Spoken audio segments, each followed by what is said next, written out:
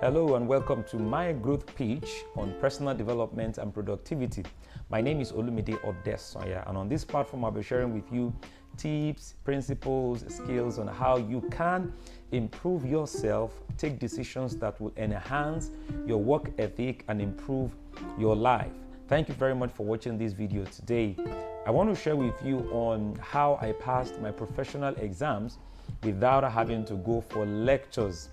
Of course, as a married person, as an adult, it's quite challenging to read and prepare for examination as though you are an undergraduate in a school where you have to read to ensure that you don't fail, you don't repeat a year, or you don't have carryover and all that. So as a married person, as an adult, it's really so challenging for you to actually study for an examination. But somehow I was able to pull through some of these professional exams that I took without having to attend lectures. And I felt if I share this with someone out there, this could encourage you and also help you to pursue that professional exam or whatever exam it is, and to give it your best to ensure that you succeed in it. So as a married person, the responsibility to my family, to my wife, to my children, having to take them from home every day, bring them to school, bring my wife to workplace, and then having to meet up with responsibility of making sure they have something to eat, providing money, giving attention, and ensuring that everybody is carried along in the family is quite a lot of task. And trust me, having to read, study for an exam in this kind of setting, in this kind of experience of life is really, really challenging, and that has been my story. So to actually even find time to go for lectures is kind of tough and difficult, apart from the financial commitment to attending lectures. The challenge of family, work, and then having to also spare time to go for lectures is huge, is there. So for me, I had to find a way around this challenge to face the professional exams I had to take. So I'll be sharing with you on how I went around it, and by the grace of God and by my input and commitment to succeeding in the exams, how I scaled through the various levels of the professional exams. So I had this professional exam I had to take. It's Chartered Institute of Personnel Management professional exam. Haven't been in the management and administrative line in the past 10 years. I have to upgrade my skill and my knowledge base to be able to improve on how I do my work as an administrator or as a people manager, as someone who interacts with people and someone who deals with people, and see how I can improve on my interaction professionally and in other areas with people in my workplace. So I had to go for this examination. I started out in about 2 years ago. I began the first intermediate. We have about 4 stages for this program for those people that finished with a degree from a university or from a higher institution. For those who finish with a degree from a higher institution, you have to go through 4 stages to complete the professional exam. You have the intermediate 1, then you take the intermediate 2, you have the professional 1, the PE 1, and then the professional 2. For the intermediate 1, I went for lectures, I had the time, and of course, it was quite easy for me because of the environment I was. But I haven't relocated to another environment. For the intermediate 2 and professional 1 and professional 2, I had to sit on my own to prepare for the exam. I had to read up on my own. I had to strategize ways to ensure that I succeed in the exam as much as possible. So I'll be sharing with you 4 tips that helped me to be able to prepare myself for these professional exams as a married person, as a busy person who goes to office and goes to work every single day, even weekends, and then ensure that I passed the exams. So 4 tips I'm going to share with you. Number 1 tip is reading of books. Yes, for me, outside having to read to get a degree, like being in a formal environment, being in a school setting, was the fact that I needed to have interest in reading. So I looked for books that met with my interest, books that I wanted to increase in my knowledge on them. And these were books around leadership, around management, personal development. I read books from Sam Adeyemi. I read books from John Maxwell. I read books from Miles Monroe. I read books generally that had to do with people development, personal development, management, leadership, and all. So reading these books actually gave me a level of confidence to face this professional exam that had to do with people development and people management. So the first tip I want to share with you is not even having to wait for taking any examination at all. Develop interest in reading books around your area of interest, where you work, or the kind of job you do, the kind of business you do. Just develop that passion and interest to read books on them. Listen to podcasts, messages, videos, or audios around your area of interest or your area of influence, right? So that's my number one tip, your interest in reading books. And the second tip I used to be able to pass this professional exam without going for lecture is actually having an understanding of what a particular course is all about, just a general understanding.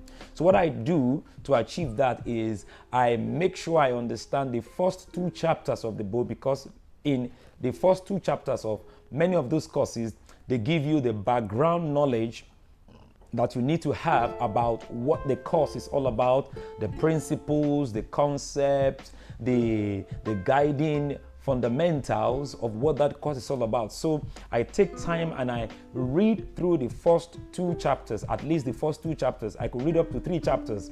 And then when I do that, I put together some principles, some concepts, some ideologies in that book or in that course that will help me to respond to any question from that course. So I use acronyms that I can easily remember to be able to capture the concept, the principles in that particular course. So having done that, having understood the general principle in that particular course, I now skim through the entire course to look at topics that I could be interested in, topics that caught my attention, topics that I want to learn more about, not just for the sake of writing the exam, but for increasing my knowledge base and to having some information about specific topics in that particular course. So I could flip over the book to the very last chapter in the book or to the chapter in the middle of the course and then just find an interesting topic that I want to learn about, not because I want to write an exam, but because I want to increase in knowledge in that particular topic. So that is my second tip that I use to prepare for my professional exams, even without going for lectures. And number 3 tip I use is that I get aware of what happens around me in the society. I listen to news. I get updates of events happening in the economy. I get updates about events happening, social events, things that are happening to people, the news of events unfolding either in religious sector, in the business sector, in the political sector, in the technology sector, in life generally. I just listen to information that could be of interest to me. So doing this over time, I discovered that it's been able to help me to also respond to several questions that I was asked during this professional exam. So your ability to update your knowledge about events happening around you, things happening on the social media, things happening in the economy, happening on the mainstream TV media, listening to news and catching up on events and programs that speak to things happening around in your society, in the economy, would also help you to give you perspective to how to answer some of these real life questions, because really the exam, professional exam, is actually testing your professional ability, testing your experiential knowledge of what some of those topics in the books are saying. So you necessarily don't have to say word for word or write word for word the things, the principles, the concept, or the theories you read from the course material for the professional exam. All they need from you is to be able to apply some of these principles to real life issues, to things and events happening around you, either in the political sector, in the economy, or in the governmental structure around you. And then the fourth tip I use in order to be able to prepare for my professional exam without having to take a lecture and yet succeed in it is that I don't pay attention to past questions. I don't dwell so much on past questions. The truth is this, some questions could be repeated, however, most questions are not repeated. What happens is they reset the question using the concept in the course material and using the current situations happening in the society to be able to test your knowledge as a professional, to test your experience as a professional, to be able to answer those particular questions. So why would I dwell much on past questions to be able to answer future questions? Like I said, some questions could be repeated. However, it is really about your understanding of the concept to answer any question. And that pretty much has been the case with me. I don't dwell on past questions. What I dwell more on is the concept, the principles, and the theories that govern the course material and what the examiner will be expecting from me. So having done that, over the time, I discovered that these had helped me to respond to any question that I would have been asked during the examination. And also being aware of the structure of the examination, the structure of the question is also important. For example, in the Chartered Institute of Personnel Management examination, the CIPM examination, we have 3 segments. We have the multiple choice segment where you answer 20 questions in a row, 20 questions in a row. And we have the compulsory question segment, which is actually case study question where you have to respond to a question based on your knowledge and you have to write to convince the examiner that you know what you are doing, you understand the question. There is actually no right or wrong answer. However, the way you present your answer based on the concept and the principle of the course will determine if you actually know what the examiner is asking you to answer, and then will inform the mark that will be given to you. Third segment of the question is to choose 3 questions out of about 5 or 6 questions, and then you are done with the examination. So knowing the structure of the examination, multiple choice, answering 1 compulsory question, and choosing 3 questions out of about 4 or 5 or 6 questions will help and guide you to prepare for such examination.